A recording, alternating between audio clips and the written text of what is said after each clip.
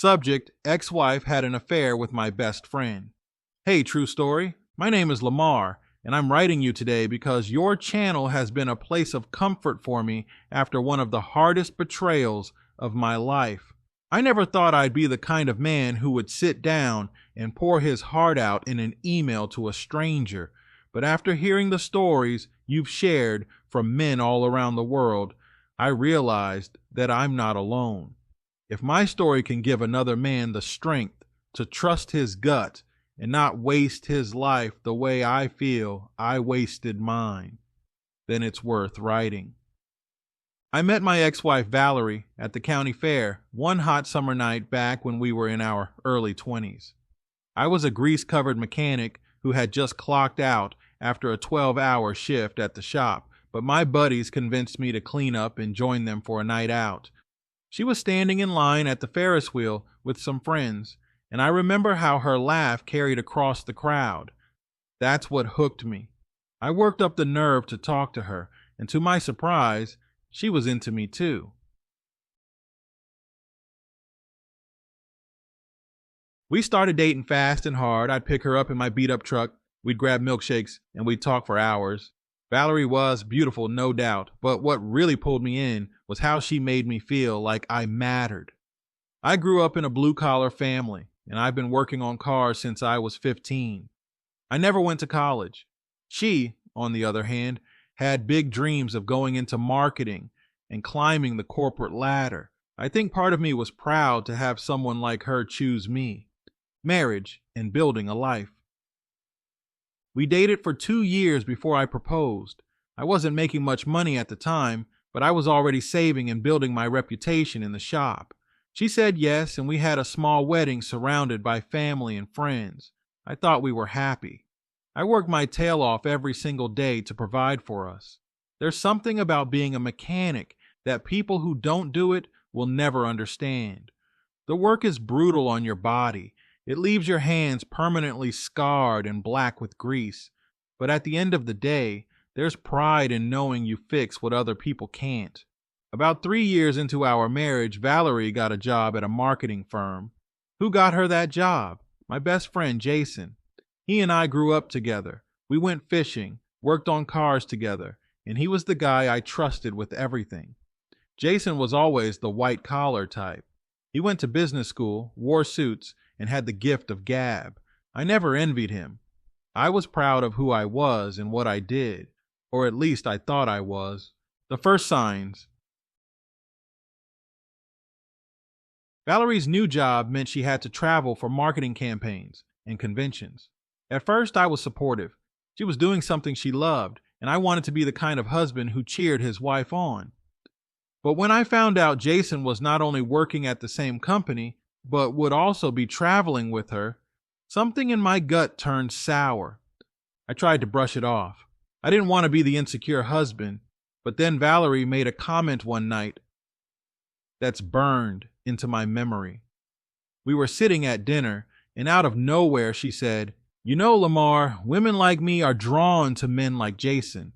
White-collar men are sexy, but in the end, we marry guys like you because blue-collar men are more manly." I laughed it off at the time, but that was the crack in the dam. Something in me changed after that. I couldn't stop wondering what she really meant. Did she secretly want Jason? Did she marry me because I was the safe choice? That comment planted the seed, and unfortunately, I was right to be suspicious. The kid. A couple of years later, Valerie announced she was pregnant. I'll be honest, I wasn't ready, but I was also over the moon. The idea of becoming a father gave me a new sense of purpose. I worked overtime, saved every penny, and made sure our house was in shape for a baby. When our son was born, I thought my life had finally hit its stride. Holding him in my arms, I thought everything we had gone through was worth it. But even in the middle of that joy, doubt lingered. The timing of her pregnancy lined up with one of her work trips with Jason. I tried to silence that voice in my head, but it kept getting louder. And the more I looked at my son as he grew, the more I noticed he didn't look much like me. Family would make little jokes about how he had Jason's smile or Jason's eyes. They thought they were being cute. To me, it felt like knives in the back. Discovering the truth. I lived like that for 4 years. 4 years of working 12-hour shifts, busting my back to provide for my wife and kid, all while trying to ignore the growing suspicion inside me. Finally, I couldn't take it anymore. I did something I never thought I'd do. I got a paternity test behind Valerie's back. I took my son to the doctor one afternoon under the excuse of a routine checkup, and I had the test done. When the results came in, I thought my heart was going to explode out of my chest. He wasn't mine. My best friend Jason was the father. I can't even describe what that moment felt like. It was like the entire foundation of my life cracked and crumbled in an instant. The kid I had raised, loved, and sacrificed for wasn't mine. The woman I had devoted myself to had been lying to me for years, and the man I trusted more than anyone had been stabbing me in the back. The divorce. I didn't confront Valerie right away. I played it cool, even though inside I was boiling with rage. I hired a lawyer, got my ducks in a row, and made sure I had everything I needed. Then, one morning, she came home from another business trip, and I handed her divorce papers. She was blindsided. She had no idea I already knew the truth. I didn't yell. I didn't throw things. I just told her calmly, I know he's not mine. I know who the father is. She crumbled, crying and begging me to forgive her, but I had already made up my mind. There's no coming back from that. The divorce was messy, but I played it smart. Once the truth about the affair came out, and once the paternity test was on the record, I was free from paying child support. Jason, being the biological father, couldn't dodge it. He was forced into the position he had been trying to avoid. I'll explain all that in more detail in a follow-up email because it deserves its own story. But here's the kicker. Both Valerie and Jason ended up losing their jobs after everything blew up. Valerie's company wasn't too happy about two employees sneaking around and wrecking marriages. Jason, who once thought he was untouchable in the corporate world, got shown the door too, where I am now. I'm divorced, childless, and still working as a mechanic. Some days I feel like I wasted the best years of my life on a woman who never truly loved me. But I also know I dodged a bullet. Imagine if I had never found out. Imagine working myself into the grave to raise a kid who wasn't even mine while my so-called best friend lived in the shadows of my marriage. It hurts, but it's also freeing. I've learned to trust my gut. I've learned that loyalty isn't always returned. And I've learned that being a hardworking man doesn't make you less valuable than a white-collar guy in a suit. If anything, it makes you more real. I'll write again soon to tell you about how I avoided paying child support and how both Valerie and Jason are now begging me for financial help after losing everything. That part of the story is almost sweeter than revenge. Thanks for reading True Story. Keep doing what you're doing. Men like me need this space. Lamar, follow up. Life After the Truth came out. Hey, True Story. This is Lamar again, checking back in with you. When I first sent my story, how I escaped child support, how things unraveled for Valerie and Jason, and how I'm rebuilding myself from the ground up. So here it is, my follow-up. Escaping child support. When I left off, I had just gotten the results of the paternity test. That little girl, the one I'd thought was my daughter for nearly 3 years, wasn't mine. I'll admit, I broke down that night. I sat on the edge of my bed, holding the papers in my hands, and cried like I hadn't cried in years. It wasn't because I wanted Valerie back or because I had any love left for Jason. It was because I had poured myself into that child's life.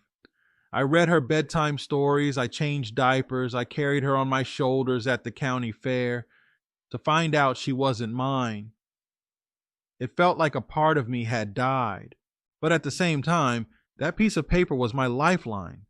Valerie had already started filing paperwork for child support, confident that the courts would bleed me dry for 18 years while she and Jason played house. That DNA test shut everything down cold. I walked into court with my lawyer and handed the judge those results, and I'll never forget the look on Valerie's face when reality hit her. She went pale, then red, and then she shot Jason a glare that could have burned through steel. The judge ruled immediately.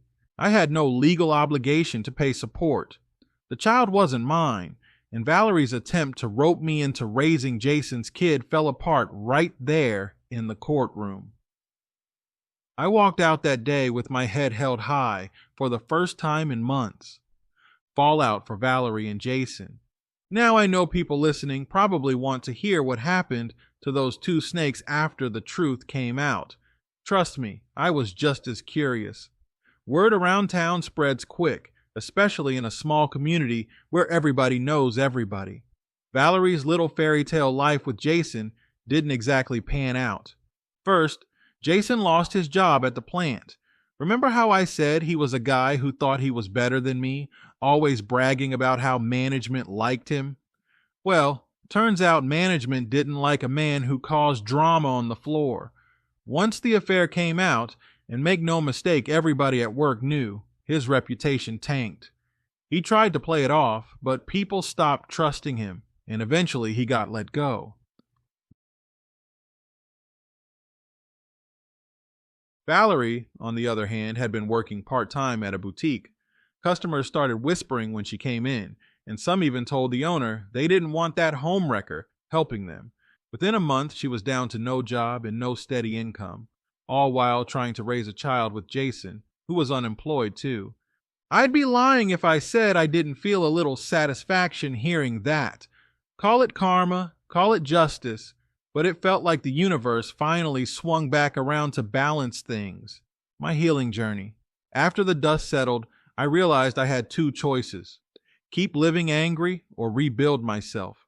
For a while, I chose anger. I was bitter, short-tempered, and I didn't trust anyone.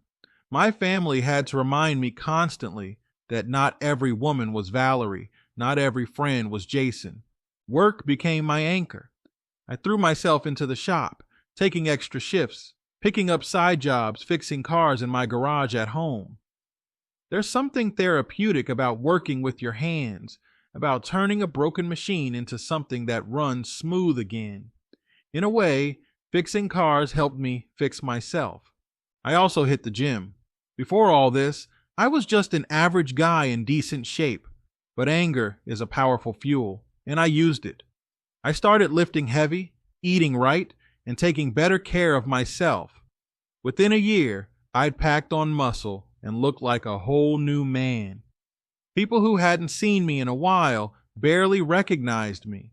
And I'll admit, when Valerie ran into me at the grocery store one day, the look on her face when she saw me healthy, confident, and thriving was priceless. Lessons learned. If there's one thing I want young men listening to take away from my story, it's this: protect yourself. Don't ignore red flags. Valerie showed me early on that she craved excitement and had little respect for my work as a mechanic. She'd make little comments about blue-collar guys versus white-collar men, and I brushed it off because I loved her. But love doesn't erase disrespect. And Jason, he was my so-called brother. We grew up together, shared holidays, even went fishing every summer. If my best friend could betray me, anyone could. That's why I keep my circle tight now. Real friends show themselves in tough times. Fake ones, they're just waiting for the opportunity to stab you in the back. Moving forward, these days life is peaceful. I bought myself a small plot of land just outside town, fixed up an old farmhouse, and turned my garage into a full workshop. I'm not rich, but I've got stability, freedom, and my dignity back. I even started dating again, though I take things slow. Trust isn't rebuilt overnight, but I'm learning that not every woman is like Valerie. There are still good ones out there, but I've learned the value of patience and observation. As for Valerie and Jason, last I heard, they're still together, but barely hanging on. Jason picks up odd jobs. Valerie works when she can, and they live with constant financial stress. Karma doesn't always come fast, but it comes. Final thoughts. So, that's where I'm at. No child support, no toxic marriage, no fake friends. Just me, my tools, and the open road ahead. If sharing my story helps even one man avoid the pain I went through, then it's worth it. Thank you again for letting me share this follow-up. Writing it down isn't just about telling the world, it's about reminding myself how far I've come. Stay strong, brothers.